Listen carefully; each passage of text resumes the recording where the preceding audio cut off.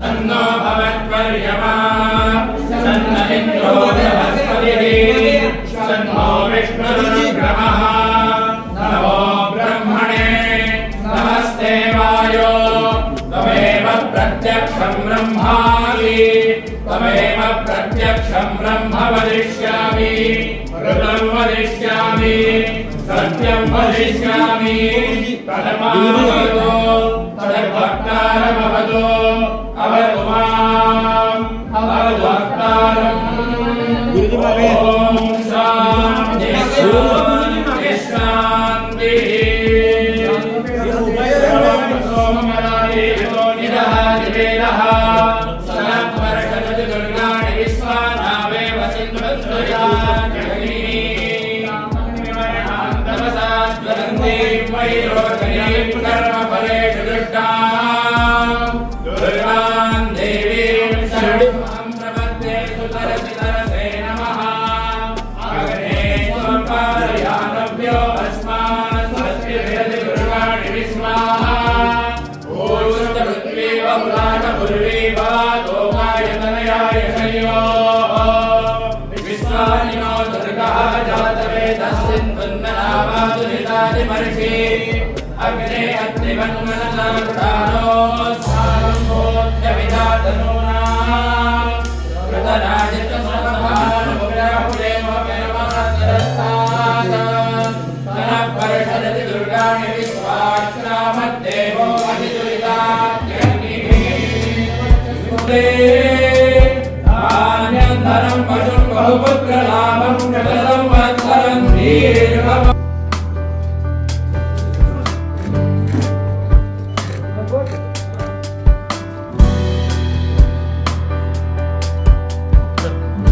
खरं म्हणजे मला कालच यायचं होतं, पण माझ्या घरगुती कार्यक्रमामुळे मी काल येऊ शकलो नाही. त्यामुळे मी काल त्यांना सांगितलं होतं की मी शुभेच्छा द्यायला आज साताराला येईल आणि त्याच्यानंतर मग पुढच्या कार्यक्रमाला जाईल.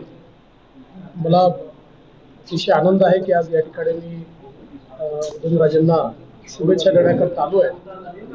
त्यांचे माझे संबंध हे भावासारखे आहेत आणि अतिशय जवळची आमची मैत्री देखील आहे. त्यामुळे निश्चितच इथे आणि विशेषतः राजवाड्यामध्ये येऊन त्यांचा सत्कार करणं ही माझी मनापासून इच्छा होती. ती आज पूर्ण करता आली आणि आईसाहेबांचा आशीर्वाद देखील मला आज साहेब आज बऱ्याच सगळ्या गोष्टी चर्चा चालू होत्या की राजकीय कुठली घोषणा होईल का किंवा इतर ठिकाणी लोकसभेच्या अनुषंगाने उमेदवारी घोषित झालेली आहे. आज उमेदवारीच्या बाबतीत तशी त्या घोषणा भारतीय जनता पक्षामध्ये एक प्रोसेस असते आणि आता पहिल्यांदा आम्ही जागा वाटप करणार आहोत. जागा वाटप झाल्यानंतर ती सगळी प्रोसेस होईल. त्यामुळे इतर पक्षांप्रमाणे बीजेपी मध्ये कधी अशी घोषणा करता येत नाही, प्रोसेसनीच घोषणा होत असते.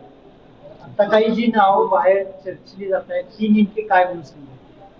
ठीक आहे, त्या चर्चा अनेक असतात. चर्चा तुमच्यामध्ये जास्त असते. उदयनराजेंच्या प्रचाराची दुसरी फेरी पूर्ण झालेली आहे. मला असं वाटतं त्या प्रश्नाचं उत्तर दिलं. साहेब, कालच्या शुभेच्छा आहेत उमेदवाराच्या ठिकाणी. माझ्या त्यांना नेहमी शुभेच्छा.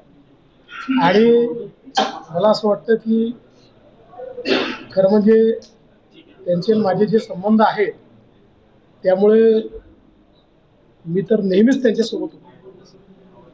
शिवसेनेच्या जागा 3 आहेत, त्या 3 जागा भाजप लढवणार आहेत. दक्षिण मुंबई असेल किंवा संभाजीनगर सिंधुदुर्ग या ठिकाणी आम्ही आता बसूया, बसून त्या कोणी कुठल्या जागा लढायच्या या संदर्भातला निर्णय करू. एक आमची प्राथमिक फेरी झाली आहे ती बऱ्यापैकी मला असं वाटतं त्यात आम्ही प्रश्न सॉल्व्ह केलेले आहेत. अजून 1-2 फेऱ्या आम्हाला कराव्या लागतील, सगळे प्रश्न सॉल्व्ह होतील आणि एकदा कुठल्या जागा लढवायच्या ठरलं की मी तुम्हाला सांगेन. मला माझ्यासारख्या नेत्यांनी अटकलबाजी करणं किंवा त्या ठिकाणी फोरकास्टिंग करणं योग्य नसतं, त्या लेवलचा मी नाही. त्याच्यामुळे मला असं वाटतं की योग्य वेळी तुम्हाला सगळ्या गोष्टी मी सांगतो. 40 वर्षानंतर पहिल्यांदा शरद पवार रायगडावर गेले. 40 वर्षात ते गेले नाहीत, रायगडावर गेले. हे तुमचं म्हणजे तुम्ही इतकी त्यांची अवस्था केली की त्यांना शेवटी शिवाजी महाराजांच्या पायाशी जावं लागलं असं वाटतं. मला परिवर्तन व्हायची गरज मी आहे. कालच बोललो की बाकी काही असू द्या पण अजितदादांना एका गोष्टीचं क्रेडिट द्यावं लागेल की अजितदादांनी 40 वर्षानंतर पवार साहेबांना रायगडावर पाठवलं आणि छत्रपती शिवरायांच्या चरणी 40 वर्षानंतर का होईना त्या ठिकाणी पवार साहेबांना जावं लागलं, याचा मला आनंद आहे. साहेब, प्रेस वेळेचं वक्तव्य आहे की पुण्यामधलं ड्रग्स रॅकेट जर संपवायचं असेल तर तुम्ही भूमिका घ्या, राजकीय हेवेदावे बाजूला सोडून आम्ही तुमच्यासोबत काम करू. आता 2 मुलींचे आज व्हिडिओ सुद्धा व्हायरल झाले. आम्ही भूमिका घेतलीच आहे, त्याच्यामुळेच हे सगळं सापडत आहे. हे काही आता काल परवा सुरू झालेल्या गोष्टी नाही आहेत. त्यामुळे ही भूमिका अतिशय स्पष्टपणे घेतली आहे आणि ते जर मदत करत असतील तर त्यांचं स्वागत आहे. बावनकुळे साहेबांचं वक्तव्य आहे की आगामी निवडणूक लोकसभेच्या निवडणुकीच्या पार्श्वभूमीवर भाजपमध्ये जे पक्ष छोटे छोटे पक्ष प्रवेश करत असतील त्यांचे पक्ष प्रवेश करून घ्या आणि गावागावातील छोटे पक्ष संपवा. असं कुठेही बावनकुळे बोललेले नाही, कुठेही बोलले नाहीत की पक्ष संपवा. बावनकुळेने एवढंच सांगितलेलं आहे की जे आपल्या पक्षात येत असेल त्यांना पक्षामध्ये घ्या, कृपा करून त्यांच्या स्टेटमेंटला आपल्या स्टेटमेंटची जोड देऊ नका. शरद पवार रायगडावर होते, त्यांनी असं म्हटले देशाची परिस्थिती बिकट आहे, परिवर्तन होण्याची गरज आहे. देशाची परिस्थिती बिकट नाही आहे, शरद पवार साहेबांच्या राष्ट्रवादी काँग्रेसची परिस्थिती बिकट आहे. त्यांनी योग्य वेळी परिवर्तन केलं असतं तर अशी बिकट परिस्थिती त्यांची झाली नसती. विरोध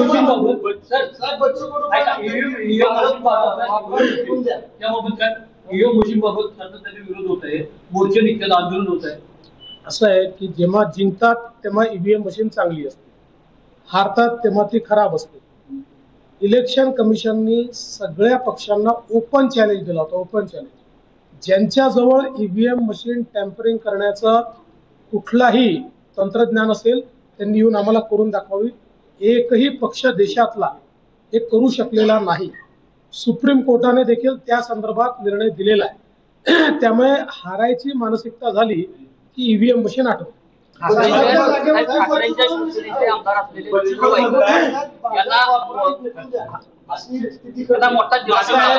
बच्चू कडू कधी आमच्या सोबत आलेच नाही, ते शिवसेनेच्या सोबत आहे. असं आहे, ते शिवसेनेच्या सोबत आहेत. त्याच्यामुळे मला असं वाटतं कोण काय म्हणताय याबद्दल मी उत्तर देणार नाही. भारतीय जनता पार्टी सगळ्या लोकांना घेऊन चालते. आता कधी कोणाला त्यांच्या मनासारखं झालं नाही की ते आम्हाला शिवाय देतात, आम्ही मोठे आहोत, आम्ही ऐकून घेतो.